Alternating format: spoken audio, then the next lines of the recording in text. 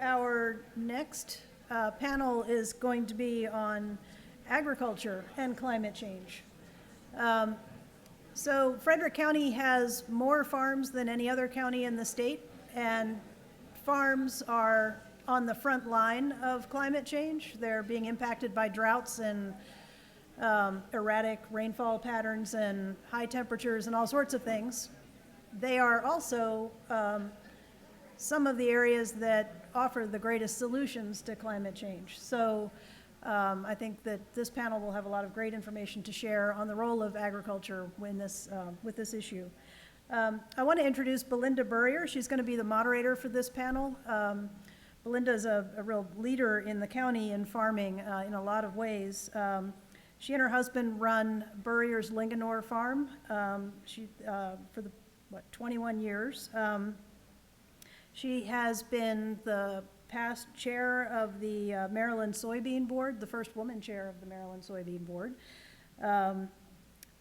the first Marylander on the United Soybean Board's executive committee, and currently serves on the Maryland Agricultural Council, Farm Journal Foundation, Common Ground Mid-Atlantic, Soybean Association, and Maryland Farm Bureau Board of Directors. I don't know when you farm, actually, but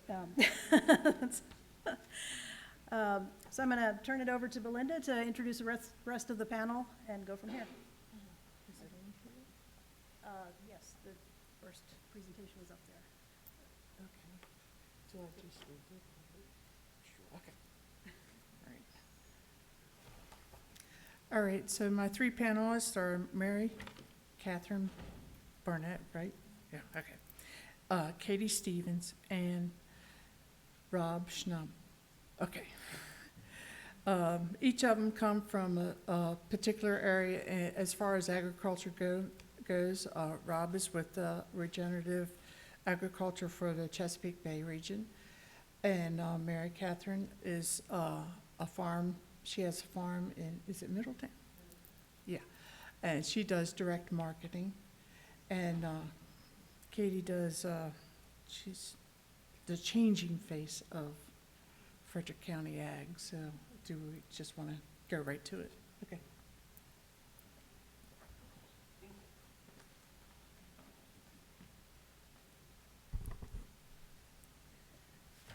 All right, thank you so much, Belinda. So I grew up as a second-generation farmer on my family's dairy farm, and I think it's those experiences when I was a kid that make me really want to promote and protect Frederick County agriculture and ensure that we preserve an agriculture for the next generation, and we're innovators and we diversify our operations to remain profitable. So today I just want to talk a little bit about the changing face of where Frederick County agriculture is, kind of where we've come from since 2007 to today. But I want to start out, they mentioned a little bit about Belinda, but I don't think they did her justice. So Belinda and David were actually just honored with the Leopold Conservation Award from the state of Maryland. So I think they deserve a big round of applause for all their efforts.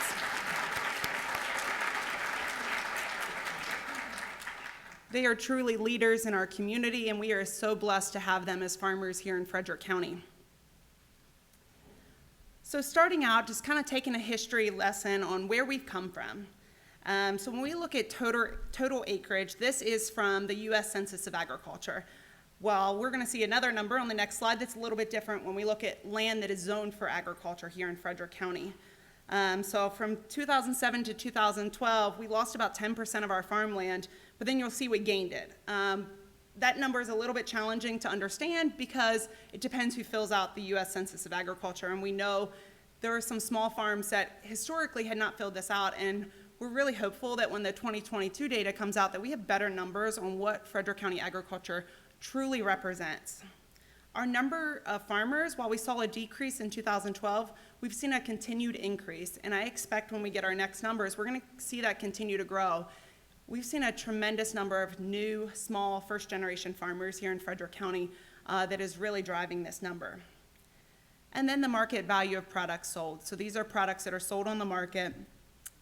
We've seen about, this number fluctuates. It's based on the market, and so it depends on price. And if the year they do the census is a bad year, we're going to see a decrease, and so that's what we did in 2017. But I just think that gives you a history lesson, kind of where we've come from, and we'll talk a little bit more about where we're headed. So Frederick County, we are blessed to be one of the fastest growing counties. That can be a benefit for our farmers. We are less than a day's drive to a third of the country's population. As we see farmers continue to diversify and to get into value-added agriculture, this gives us an opportunity to sell products for a higher market value. We are home to the most agritourism farms, the most organic operations in the state. 40% of our producers are actually women, and that number continues to grow. So as a woman in ag, I think that's a really exciting time for us. Our average size of the farm continues to decrease, and it's going to continue to decrease because we're seeing a tremendous increase in the number of small farms here in Frederick County that are into specialty crops. We have 179 farms selling directly to consumer, and this actually doubled. So this is a 2017 number. It doubled from 2012 to 2017, and I would not be surprised if this number doubles again with our next census that is due out any day. At least we're hopeful. When we look at our land zone for agriculture, we're over 238,000 acres, which is over 57% of Frederick County's land mass is zoned for agriculture, which can be a good thing, but it's also a challenge and something we must continue to protect. And then our economic impacts over $1 billion for Frederick County agriculture when you look at the total spectrum of Frederick County ag, which brings over $46 million in tax revenue. And lastly, as a part of that 238,000 acres that are zoned for agriculture, currently we're at 72,000 acres, 494 acres of farmland that are permanently preserved. And this number is continuing to grow thanks to a lot of the work that was done by the previous administration to really accelerate preserving farmland. As we talk about preserving farmland, you know, it's more important today than ever, especially when we look at the loss of farmland. So this is some data from the American Farmland Trust, their Farms Under Threat study that just came out. And to me, this was shocking data that I just found this week. So when we look at recent trends from 2016 to 2040, it's projected that Maryland will lose over 178,000 acres of farmland. This is equivalent to losing 1,400 acres of 1,400 farms and $144 million in farm output. In the bottom, you're going to see the chart that this might be hard to find, but I highly recommend you look at this yourself as well. The projected conversion of farmland here in Frederick County is on the right-hand side, and it shows three different scenarios. So we have business as usual, runaway sprawl, and better built cities. And so those numbers are pretty staggering. It can make a huge impact here on Frederick County. If we continue business as usual, we're looking at about 19,000 acres of farmland lost.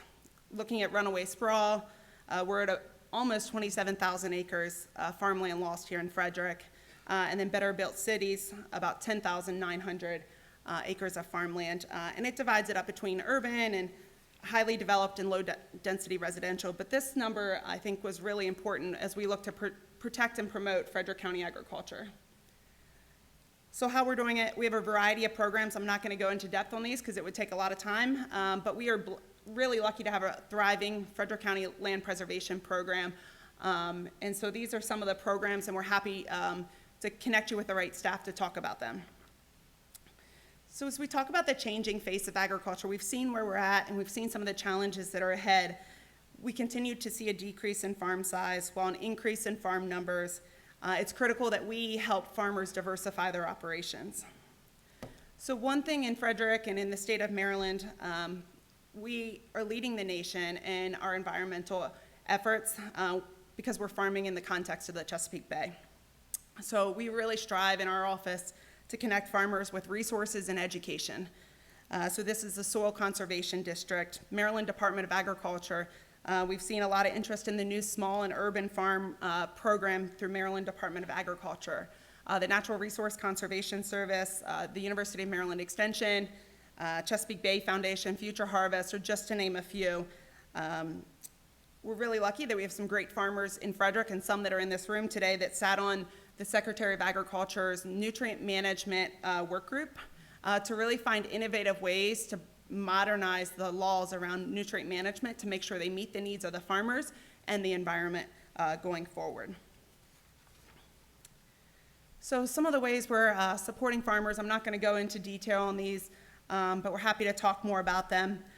Really being the liaison between farmers and county government, working with Debbie and her office in planning and permitting and help to navigate that regulatory process for farmers, working in the health department and state and federal legislation. We do a lot of marketing, as well as building up career pipelines for students, working with all the FFA chapters and agriculture education programs here in the state, or in the county. One of the best programs, in my opinion, is our Ag Innovation Grant Program. I like to say we can't just preserve the farm through our land preservation programs, we have to preserve the farmer, and this program does just that. So this program was put into place in 2020, and it helps provide capital for farmers to diversify their operations.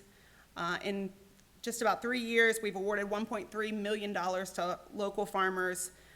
That has created over 146 full-time positions, 173 part-time positions, and for every dollar of county money that has gone into local agriculture, $5.64 in private investment.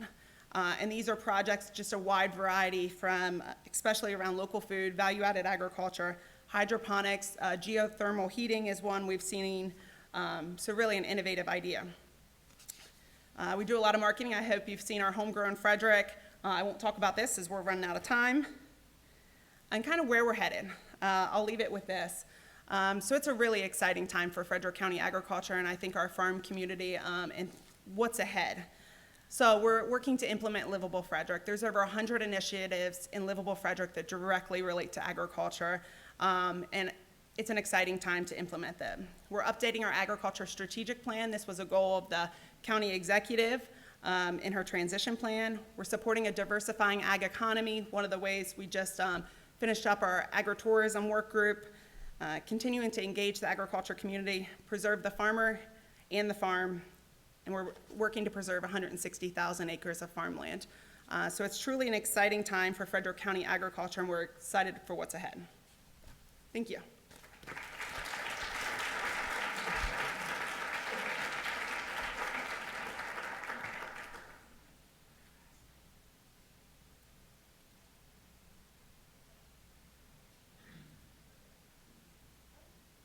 Did get it. Okay. So I feel like we're speed dating, but we're trying to cram a whole lot of information in here because we know it's going to be great discussion. So I'm going to switch it right over. Mary Catherine, go ahead. Get going. Good afternoon. I did make a slideshow, but I submitted it too late because I procrastinated. So instead, you're stuck with a very old picture of my husband herding turkeys, which he doesn't normally do.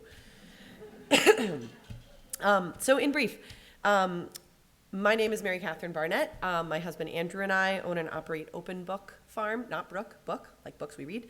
And we raise pasture-raised pork, beef, eggs, chicken, turkey, and that's actually his side of things. And then I raise organically grown vegetables. We are a direct market farm, as mentioned, which means that pretty much everything that we produce is sold to the person who's going to eat it. We go to a farmer's market in DC. I've got our little market t-shirt here.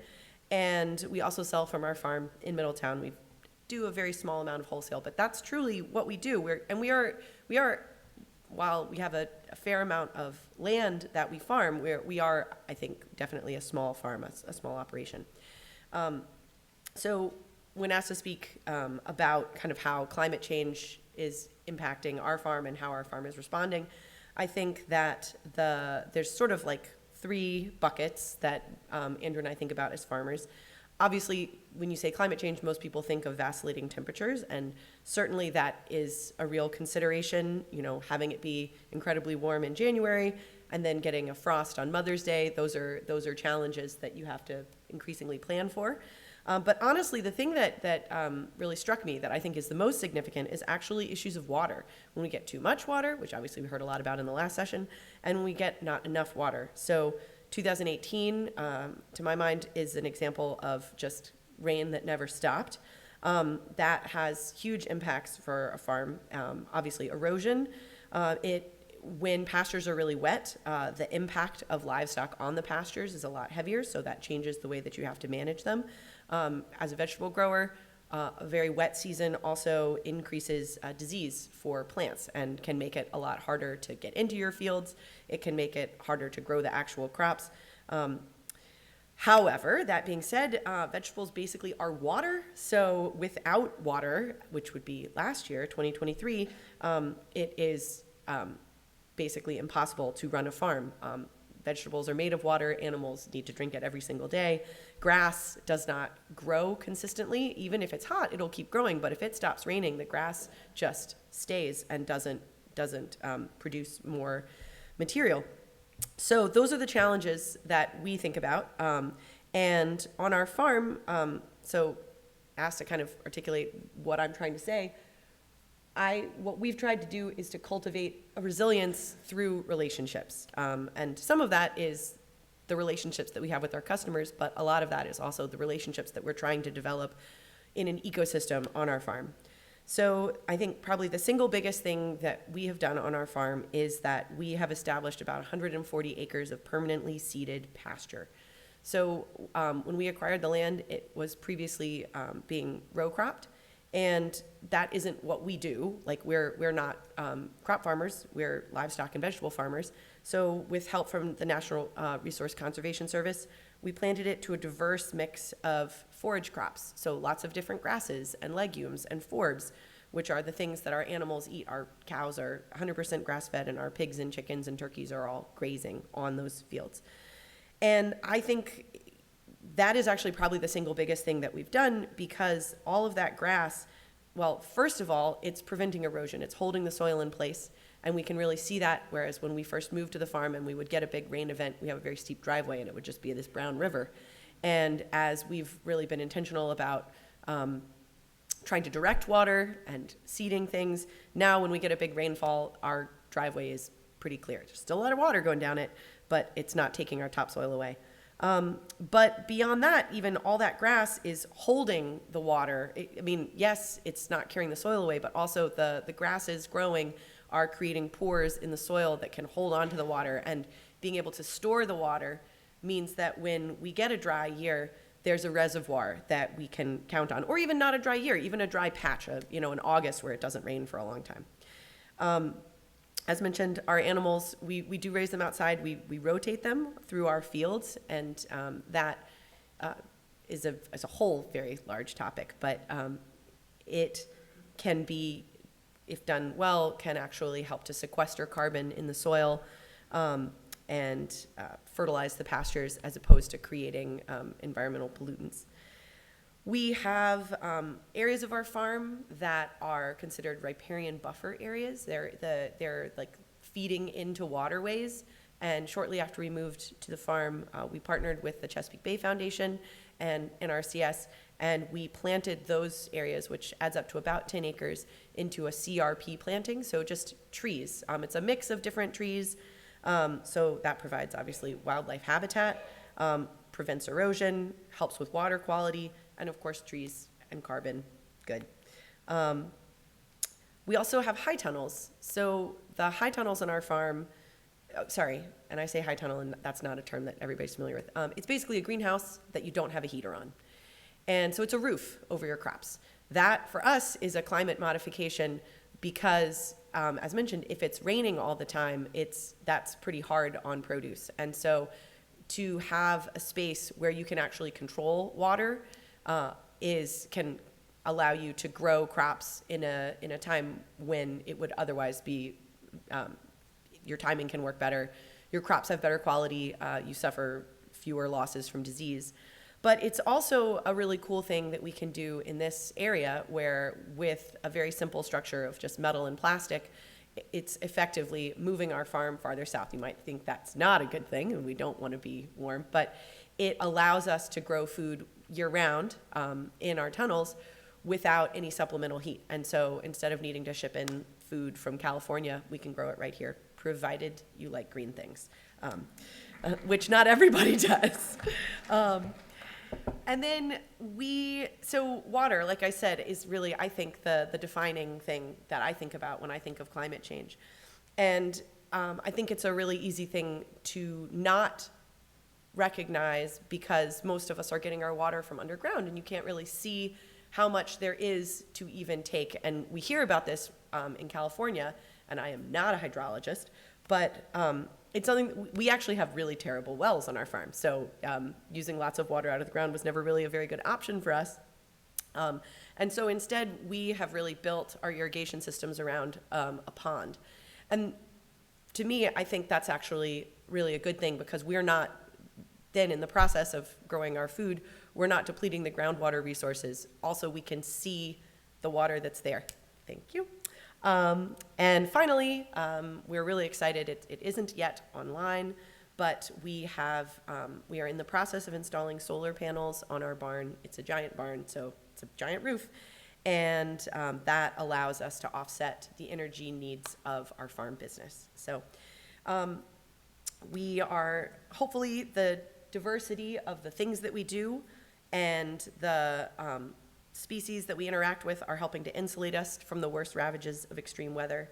Our goal is to manage for complexity rather than simplicity, and sometimes that's kind of complicated, but it is, we feel like, the best way to set ourselves up for the future.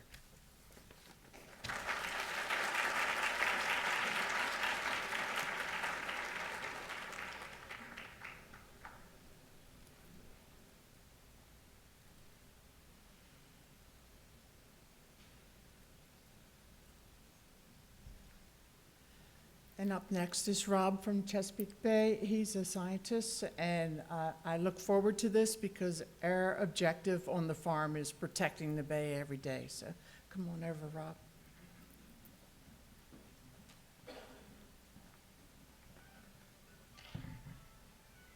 I don't think anyone said Happy Groundhog Day yet. Did we hear we're getting an early spring? Have you all heard that?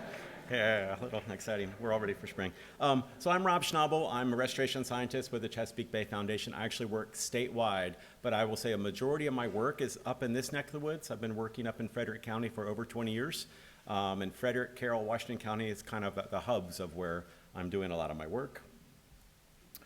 If you look at agriculture across the country and across Maryland, it's mostly conventional agriculture. We see lots of crops being grown, corn, soybeans.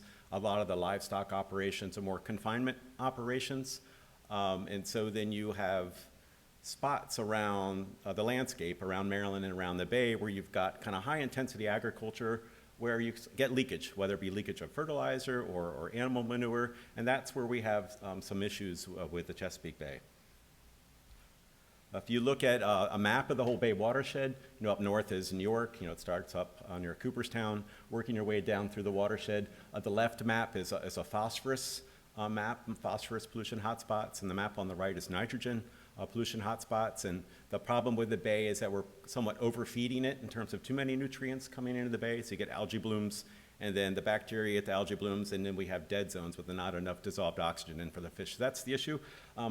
But like folks had said earlier, there's so much opportunity with agriculture to be such a solution, and we've actually come a long way in solving a lot of our problems. One thing to note, though, that still across the country, we're losing topsoil 10 times faster than we can build it, and that is a humongous issue. I mean, it takes a while to build up topsoil in our most productive lands.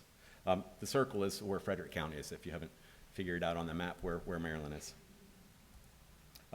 So I imagine most folks have heard the term sustainable agriculture, maintaining, status quo, trying to keep things going as they are. Staying sustainable is no longer good enough given our current climate issues. We need to go beyond sustainable. I'd actually be curious, raise of hands, how many folks have heard the term regenerative agriculture? Awesome, that's changed a lot in the last couple of years. I don't know if folks have seen, the movies Kiss the Ground or read various books about regenerative agriculture, but we're seeing more and more articles about regenerative agriculture. And this is where agriculture can really be the solution for so many of our problems. And regenerative agriculture, this is just a short definition here. There's many definitions out there, but it's basically farming in a system, basically doing ecological farming. Enriching our soils, improving our watersheds and our ecosystems, and at the same time, with climate change, you're getting carbon back into the soil, which is kind of feeding the whole system. Carbon is the dollar of the microbes in the soil of the whole soil economy of sorts. So we need more carbon in our soils. The keys with it, you don't have to be a soil ecologist to really understand whether or not you're doing regenerative. There's 5 main soil health principles, and it's all about soil biology. So look at the top of the soil and picture that the roof of the house of the soil biology, and how you're treating that roof is going to impact what's happening in the soils. So critical, of course, to armor the soil for erosion control, but what folks may not think of, it's also really important creating a blanket. So in the wintertime, if it's 20 degrees outside, that soil's still 50 degrees if you have a nice blanket. Vice versa, on a 90-degree day, that soil could either be 100 degrees if there's not cover, or it can, again, be 50, 60 degrees to maintain that constant soil temperature for microbes. Plant diversity is key. The more diverse the plants are on the surface of the soil, the more diverse the community of microbes in the soil. They say in healthy soils, 1 teaspoon of soil, you have over 6 billion organisms, microorganisms in the teaspoon of soil if you have healthy soils, if you practice these principles. A growing root as much as possible is key. And you can only have a growing root, so wintertime you may not be having a growing root. People put out cover crops and they're growing until they may freeze. But the key with that is that you're constantly feeding the biology of the soil. A growing root means that through photosynthesis, you're putting liquid carbon through the roots, feeding the microbes, and in return, a symbiotic relationship. The microbes are bringing nutrition, zinc that help with our immune system, all the different things that our bodies needs. Plants need that as well. The microbes are bringing that nutrition to the plants, having that symbiotic relationship. But you have to have liquid carbon coming through the plants that the microbes want, and in return, they're bringing the nutrition to the plants. It's key to minimize disturbance. That could be tilling. Maryland is a leader in no-till across the country, probably the top in terms of percentage of farms doing no-till in the rest of the country. One thing that we do since we do no-till is a lot of times we're putting down chemicals to then spray down our cover crops. So that is a disturbance. Applying those chemicals can impact the soil biology. And then lastly, and somewhat most importantly, is getting animals back on the land. We have 8 feet of topsoil in Iowa, and that's because bison roamed the country for millennia, and that has built up 8 feet of topsoil through that process. The animals kind of are like a probiotic, fueling the whole system. Did I go 2 slides or 1 slide? Let me go backwards. There we go. Oh, no, we have 1 slide. Okay, so while regenerative agriculture is kind of experiencing a renaissance of sorts, a lot of the movies and books haven't done a very good job to kind of explain where regenerative agriculture came from. This is not new, and it's really important that we recognize the BIPOC community on some of the founders of some of these. The 5 soil health principles are based on some of the research done by George Washington Carver. He basically went and did lots of work in the South where soils had been depleted by growing cotton for so many years, used legumes, used peanuts, so actually growing food for people while at the same time restoring soils. Legumes are critical for pulling nitrogen out of the atmosphere, pulling it through plant roots, and feeding the soil, basically a natural fertilizer. He was also a big researcher in terms of crop rotation, where you're reducing your pests and improving soil health. And another example is indigenous community, Iroquois and Cherokee tribes planted something called the 3 Sisters. Again, planting in a system where everything has a purpose. So maize or corn provided the support. The beans that would grow up, the corn would provide nitrogen, because again, they're another legume. And then the squash, with the big squash leaves, would provide cover, preventing erosion with raindrops hitting the bare soil. They protect, as well as they would help keep moisture in the ground during really high heat temperature times in the sun.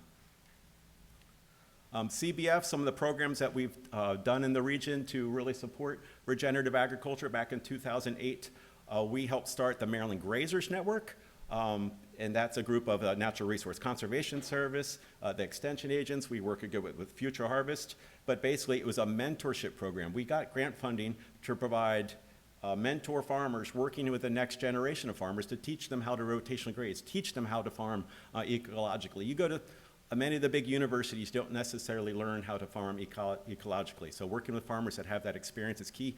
You have probably the most popular mentor in the whole state. Ron Holter lives in Jefferson. He is the most very popular mentor that works hand in hand with many of our producers. We have pasture and forage specialists. So when you're going out there and planting the fields, you're not just planting grass. Like Mary Catherine said, you're planting forbs, legumes, grasses. You're basically planting a salad bar. So you really need an idea to know of what the nutritional needs are for the animals that are actually going to be grazing the lands. With Extension, we have an agriculture economist, marketing specialist, And then grazing infrastructure cost share, that's my role. I help enroll farmers in state and federal conservation programs and bring private money to the table. We also, in then 2016, expanded the Maryland Grazers Network to a Bay-wide group called the Mountains to Bay Grazers Alliance, where we do education research. We've done a lot of research at Opa and Book Farm, looking how they're building up soil organic matter and building aggregate stability, which just helps water actually filter down and infiltrate and get retained. A picture of rotational grazing. So rotational grazing isn't just put animals out 100 acres, let them have access to everything. You divvy the farm into many paddocks, and once cows will graze for a couple areas in one spot, they will not come back to that same spot and graze for another 60 days or so. It's critical to let the land rest to maintain that diversity that we're talking about. I'm running out of time, and I've got cool graphics, but that's okay. So just comparing a diagram, grain-fed on one side, grass-fed on the other. When you're talking about climate change, the big pollutants that you're talking about, you have to stop by the Chesapeake Bay Foundation table later. I've got a good graphic on this, but you're looking at carbon dioxide, of course, when you're burning fossil fuels. You're looking at methane, which happens through the fermentation process of livestock. And then you've got nitrous oxide. What folks don't really realize is that, so methane is 28 times more potent than carbon dioxide, but nitrous oxide is 265 times more potent, and that gets released from the soil every time you apply fertilizer. I'm just gonna have to cruise through this, but again, pros and cons of grain-fed versus grass-fed, the environmental benefits, both for greenhouse gases, for nutrient runoff, and then for building soil organic matter. Mary Catherine's farm, I have to throw one up there. On the left is when it was originally cornfields, and she's converted everything, both her and her husband have converted everything to pasture, all the steep hillsides, and then there's vegetables up on the flat areas. And she's been kind enough to also host regenerative farm tours, so probably regenerative farm tours in the future with Mobilize Frederick, so you have to join us. And then legislation, we helped pass a regenerative agriculture bill back in 2011 that added 10 new cost share practices to the state cost share agriculture program. We had lobbied for it for years, and then it was gonna take a bill to actually pass it. And it actually made it so that farmers also would get paid more for mixed species cover. Before that, they got paid less for doing mixed species, even though diversity is so important. So we lobbied for things that the state now looks at some of these practices as a system, not individual best management practices, but look at grazing as a system. We do tree plantings. Join us. We've got a bunch of tree plantings in April, very close to Gathland State Park, between Jefferson and Gathland. In April, we've been doing tree plantings for, again, 22 years in Frederick County. So join us for some of that. Frederick County, to say no, makes up about 1/3 of the statewide goal for needed riparian forest buffers, and riparian just means streamside. And then lastly, your role is as consumers. It's really critical. Your food choices make a humongous impact on the Bay, on climate change. So wherever you can, support local. And we've been doing a lot on consumer education. We helped start something called the Buy Fresh, Buy Local Chesapeake, where we have a food buyer's guide of regenerative agriculture farms. We also put an annual calendar out that all has Maryland farm pictures in it. And then we're partnered with Future Harvest to this wonderful, amazing grazing directory, which is a directory of over 200 farms that direct market grass-based goods to consumers. So we educate you on why you should support it, and then we want to connect you straight to the farmer. Just realize that when you go to the grocery store, only like 11 cents of that dollar makes it back to the farmer. But when you go straight to the farmer and buy goods, they're getting a higher share of that food dollar, plus that dollar, spending it right at the local farm, is getting multiplied 2 or 3 times in the local economy. So it's really the basis of the local economy. That's it. Thank you.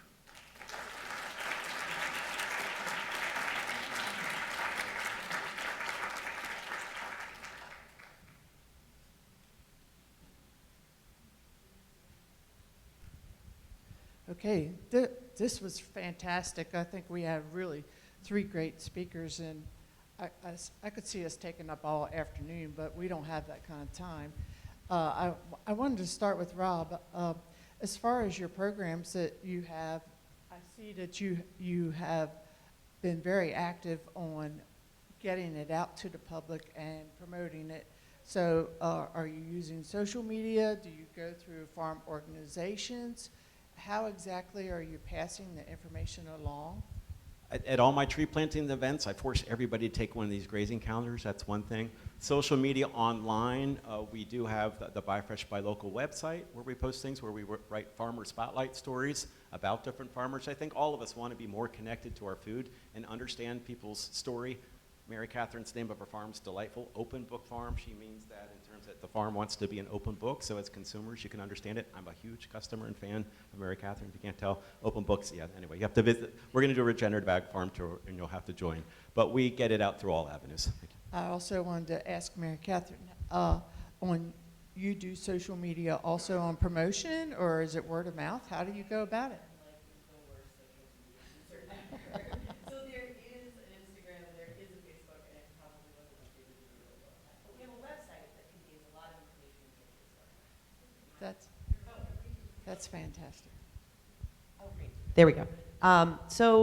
Social media I'm really bad at, but we have a really informative website that has a lot of pictures and information, and we try to be an open book. So also, Katie has some great programs that are available through a lot of, oh my gosh, all the different programs that she has available. So how do you promote your programs? So it's a little different if it's on consumer side or farmer side.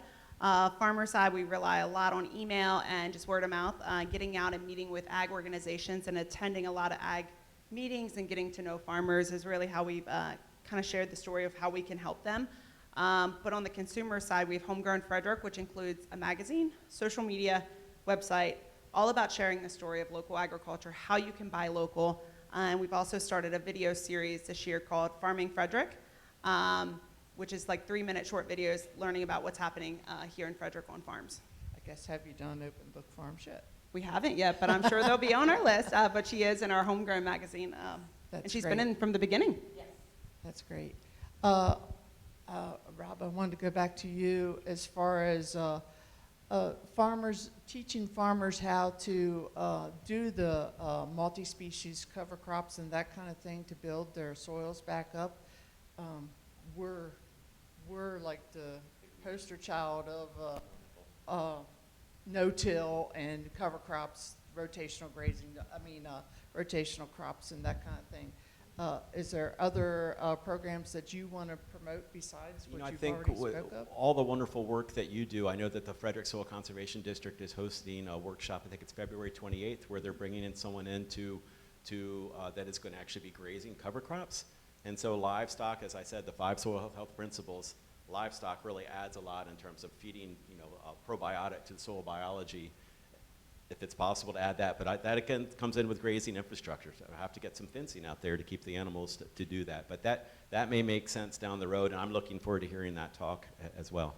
Sure, and I know, Mary Catherine, you do the rotational grazing. So what happens when your pastures may get old and you need to update them? Do you plant something in them?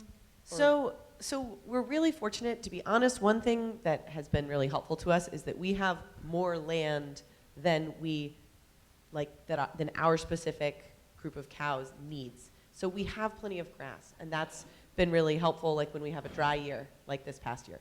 We do, however, actually, speaking of like mentorship, so Ron Holter, mentioned by Rob, is a certified organic dairy farmer who lives near us, and he needed a place where he could keep his nurse cows and his calves. So he grazes parts of our farm. And so that gives us a little bit of flexibility that we can respond to conditions and actually there was a period in the middle of this past summer where Ron fed hay for a period of time so that we could let the grass recover. But we don't ever till it up. It's the grass that it is. There are a couple places where probably it didn't get grazed really well and we're having a slow process of recovery. But on the whole, if we do our job right so far, the pastures seem to improve over time. And a follow-up question is, how did you get this farm? Did you buy it from family? How did that work out? We are not from this area. We started our farming operation on a rented farm in Myersville. So we were there for about 4 years.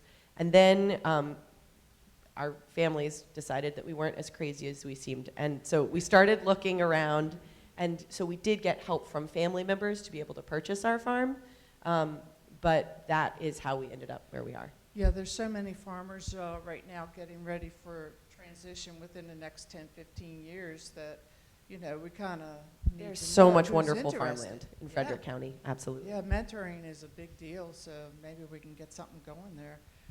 If there's any questions, step up to the mic. We're happy to talk about anything. As you see, we have a wide variety. Yes, ma'am.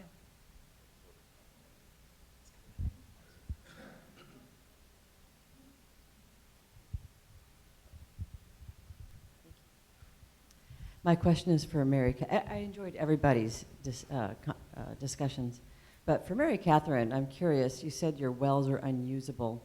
Is that because of all of the pesticides that were poured on your land before? No,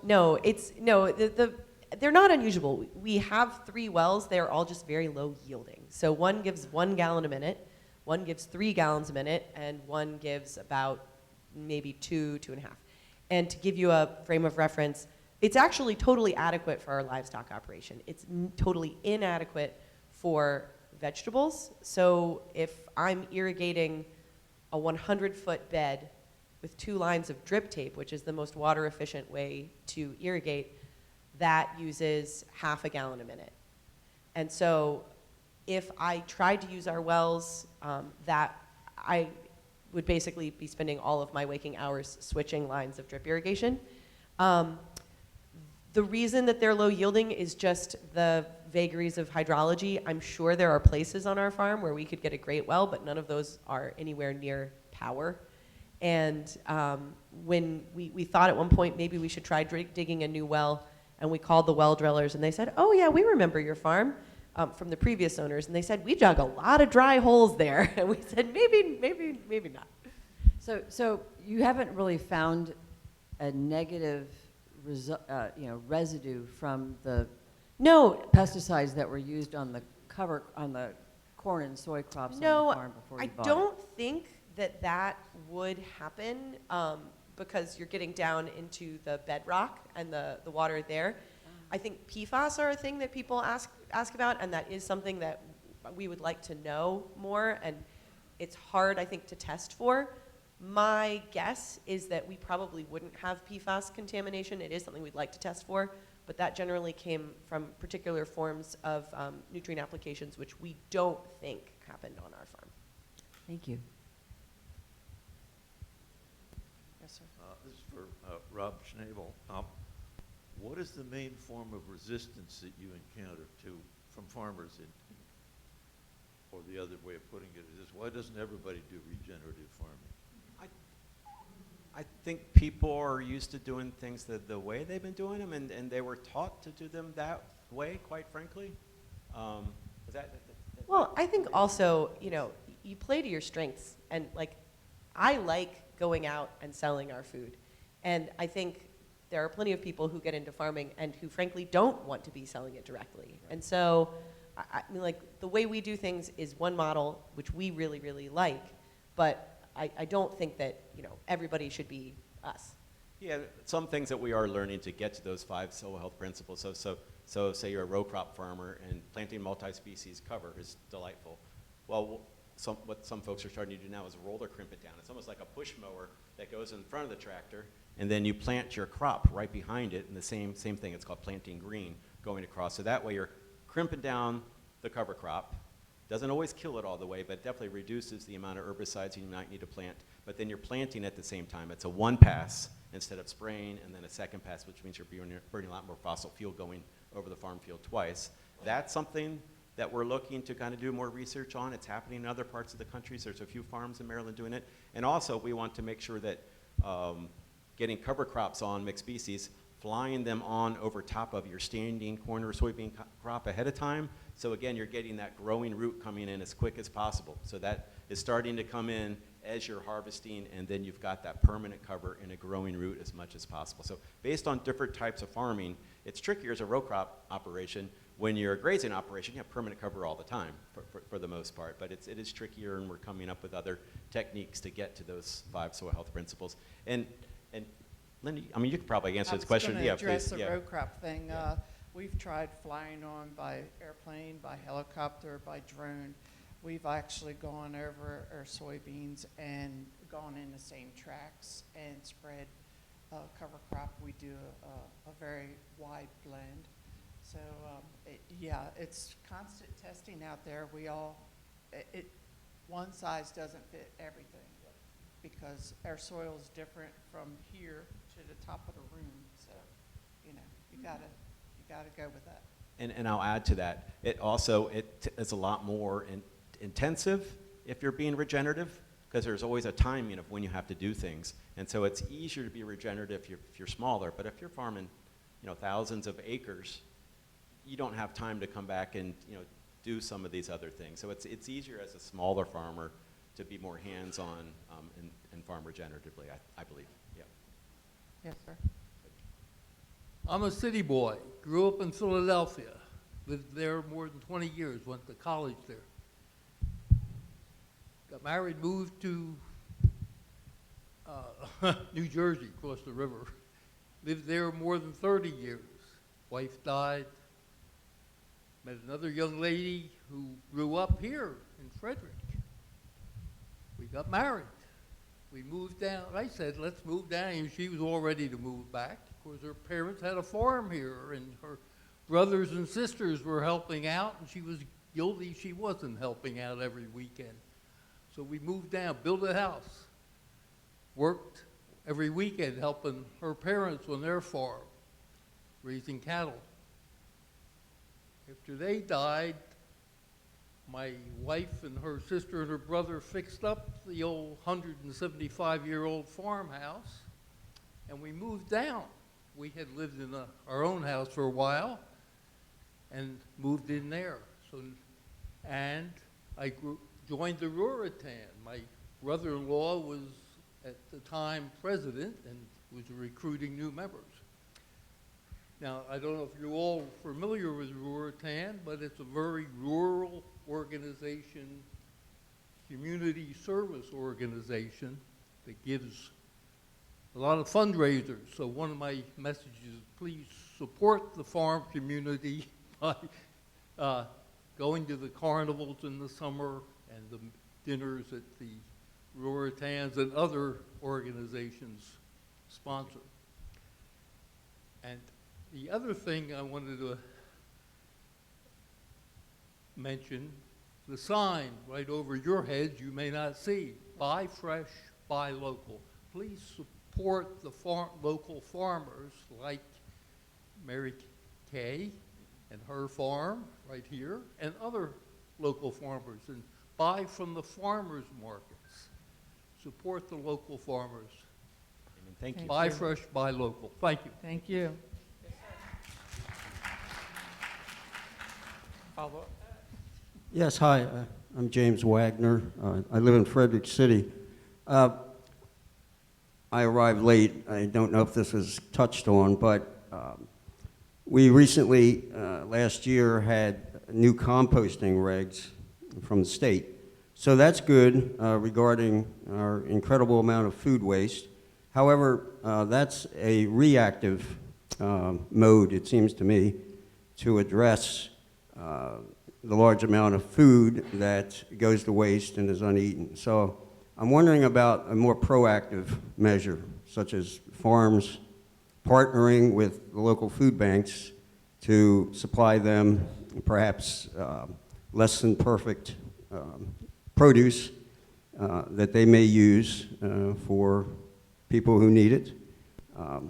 So that was one thought I had. The other one was, I'm wondering, when you ship your materials, are you using containers that can be reused instead of just cardboard boxes all the time?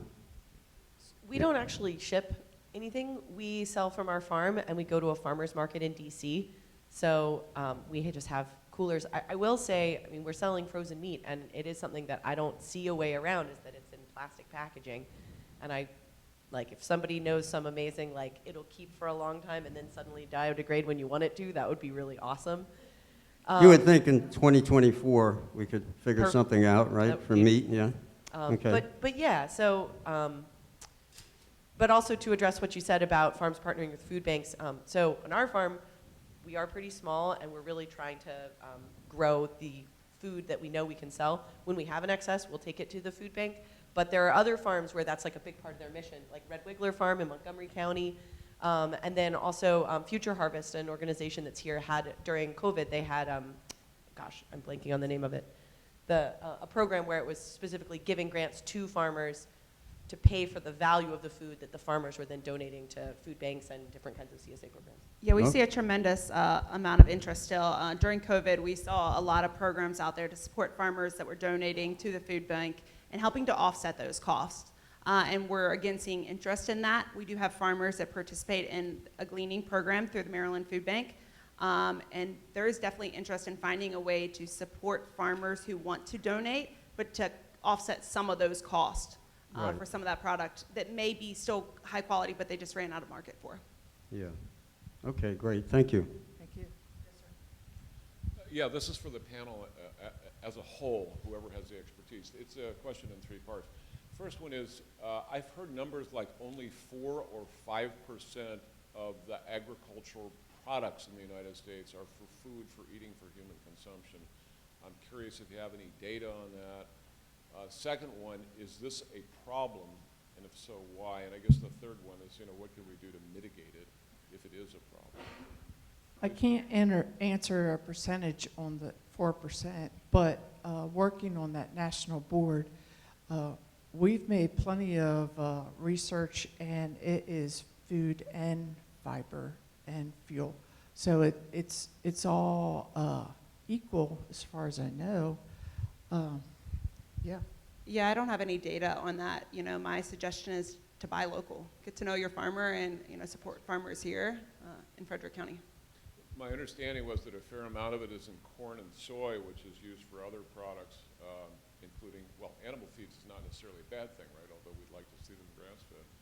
But I'm wondering if it is true that so little of our agricultural space is used for growing food for human consumption. I don't know. I know in Maryland we've got 2 million acres of farmland. I know that 1.2 million acres is growing row crops, and some of that is growing animal feed. The poultry industry on the Eastern Shore, Delmarva, is relying on a lot of the grain. But I don't know what percentage of farmland that is growing direct human consumption food. I do know that animal ag is our #1 consumer, and with animal ag, you're eating the animals, so it trickles down to the consumer also. Yeah, I would say also, I think sometimes there's a misunderstanding about like what animals can eat only grass. And so like cows and sheep can eat only grass. Pigs and chickens can't. They're monogastric like humans. And so like, for example, our animals are raised on pasture. They're eating grass. They're like us eating salads. But they're also eating corn and soybeans. And we source our feed from a farm in Western Maryland that we know and feel really good about. So that has really fantastic soil practices. So. Yes, sir. I can perhaps shed a little bit of light on, I think, the numbers you were trying to get at. My name is Philip Bogdanoff. I'm from Montgomery County, part of the Food Resilience Working Group. We've been doing kind of a deep dive on the food resilience for the region. Early in 2019, Lindsay Smith was one of the 2 co-authors that updated Metropolitan Washington Council of Governments report called What Our Region Grows. And in that report, there's a table, it's not comprehensive but representative, that shows that of the table crops that we eat, we grow less than 10%, sometimes less than 5% in this region. Most of our food comes from hundreds, sometimes thousands of miles away. And as a number of people have mentioned earlier, those regions are increasingly experiencing heat, floods, drought, other stresses. We're also seeing rising costs of energy, inputs, diesel fuel for trucking, refrigeration, on-farm operations, natural gas for fertilizers. All those things are causing food inflation to outpace general inflation by 3 or 4 points, and that trend is likely to continue. My question is directed to Katie. All of you, I think, wonderful panel, very rich, lots of information, congratulations. Found it fascinating. But on your slide, support for agriculture, I was looking for a few things that I didn't see. One of the issues as we've sort of looked at, how might we increase local production of food and resiliency, one of the obstacles are the infrastructure, the market, systems, less than 5% of the food in this region goes through CSAs or direct farm sales and so on. Most of it comes through the big box stores. There used to be hundreds, if not thousands, of canneries on the Eastern Shore, initially for oysters and fish, and then tomatoes and beans. There's like one cannery left on the Eastern Shore. How do we support, through these assistance programs, incentives, legislation, the recreation of the infrastructure, the refrigeration, the washing, the packing, so farmers that are small scale can aggregate their produce, hold on to it until it can go to market, things like that. So what can be done in Frederick? Yeah, I agree. That is, one of the biggest challenges. In Frederick, we did a feasibility study on creating a value-added processing facility for Frederick County, but what we found is we need to move to a regional approach. And so that is kind of the next step. We are updating our agriculture strategic plan, and I imagine that that is going to be a huge emphasis because infrastructure is our biggest need. So with our Ag Innovation Grant, that is a lot of what we're supporting. Processing equipment, coolers and freezers. Majority of our money has went to local food, to support local food or value-added products, because we know that's a huge need, and it helps our farmers be more profitable. If they can keep their dollars here and sell it locally, they're going to be much more successful. So more to come, but it is a big thing we're following and working on. Thank you. Good to hear.